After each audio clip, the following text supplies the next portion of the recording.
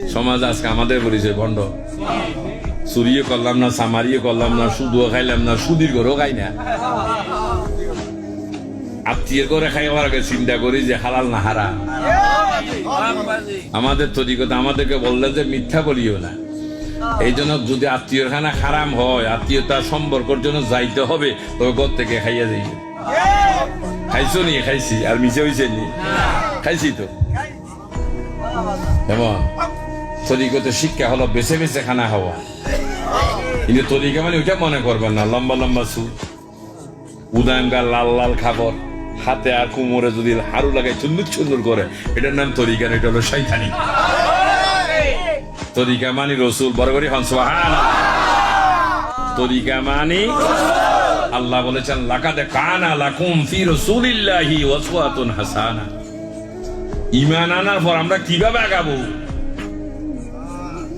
আজকে একটা বিল্ডিং করবেন আপনার জমিতে, আপনি আপনার টাকা, সরকার বলে নো, তোমার অধিকার নাই।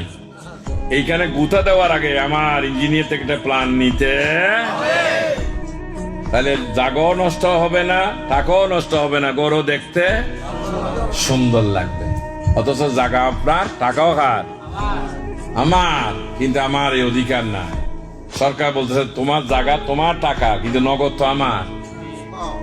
শহর কার? বড় করি সরকার বলতেছেন আমার। এখানে তোমার মন গড়া করে যদি আমার সৌন্দর্য নষ্ট করবে, এটা হবে না। যেহেতু আমার শহরে বাইরে লোক আসবে, অনাকাঙ্ক্ষিত কোনো বিল্ডিং যেন না হয়। যদি হয়, বোল্ডুজারের আঘাতে নিমিষে গুটিয়ে দিতেছে।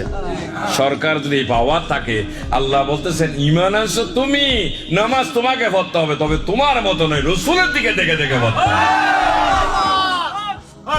নামাজ পড়বো আমি, কিন্তু দেখতে হবে কাকে? রসুলা ফাকাত আল্লাহ, রসুলকে অনুসরণ কর। আল্লাহ বলতে আমাকে অনুসরণ কর।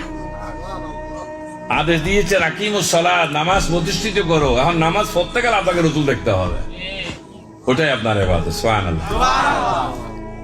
নবীরে দেখান না, কারণ নবীর ব্যতি রেখে যদি আপনি নামাজ পড়েন, নামাজ হবে না। আল্লাহ রসুলের যেভাবে পড়েছে এইভাবে পড়তে হবে। সেই জন্য বলেছিলাম, বাজার থেকে শখ করে অনেক দামি মাছটা আনলেন, রানতে দিলেন স্ত্রীকে, কিন্তু রান্নার উদ্দেশ্য হলো বরাবরই মজা। খাওয়ার পর দিলেন বউরে সাজা। অনেক পুরুষ আছে না, কি রানছো দ্রুম দারম 2-4টা লাগা দিলেন। তাহলে আপনি কেন আপনার স্ত্রীকে এইভাবে অপহর করলেন, মারলেন? যেহেতু আপনার খাওয়া ছিল, রান্না নয়, সাথে সাথে মজা। আল্লাহ বলতেছেন নামাজ নয়, সাথে সাথে আমার সন্তুষ্টি। বড় করে হল সুবহানাল্লাহ। নামাজ পড়তে হলে কাকে সন্তুষ্ট করতে হবে? আল্লাহকে সন্তুষ্ট করতে হবে। এই জন্য আল্লাহ বলেছে রসুল যেটা করেছে এটার নাম নামাজ, নবীর বাইরে কোন নামাজ। ইমানদারের জন্য কঠোর হুঁশিয়ারি, হে ইমানদারগণ, তোমরা আল্লাহ রসুলের অগ্রগামী হইও না। ইসলামের বিষয়ে ফায়সালা আল্লাহ এবং রসুলের, কোন ব্যক্তির মন্তব্য করা চলবে, কারো অধিকার নাই।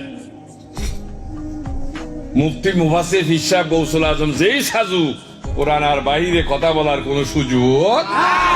কিয়ামতের ময়দানে আল্লাহ পাক নবীজিকে বাম পাশে রাখবেন, আমাদের জীবনের খাসলতটা মিলাই নিতে রসুলের সাথে।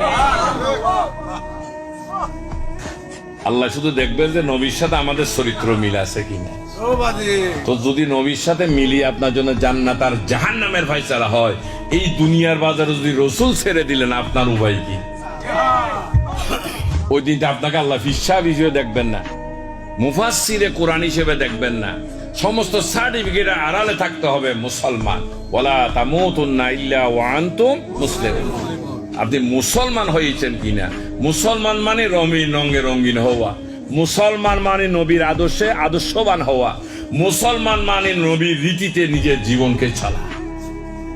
আল্লাহ দেখবে।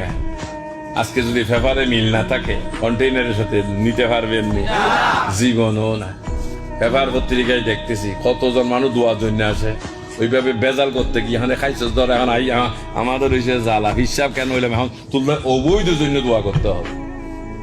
কেমন তো গালি গালাজ করে দূরে জুড়ি, এখন এই হিসাব আমরা না। আমরা টাকার জন্য ফিরালি করি না, প্রেমিকের জন্য ফিরালি করি। আল্লাহর কাছে একটা মানুষ যদি লাগাইতে পারি, যে পুরস্কার।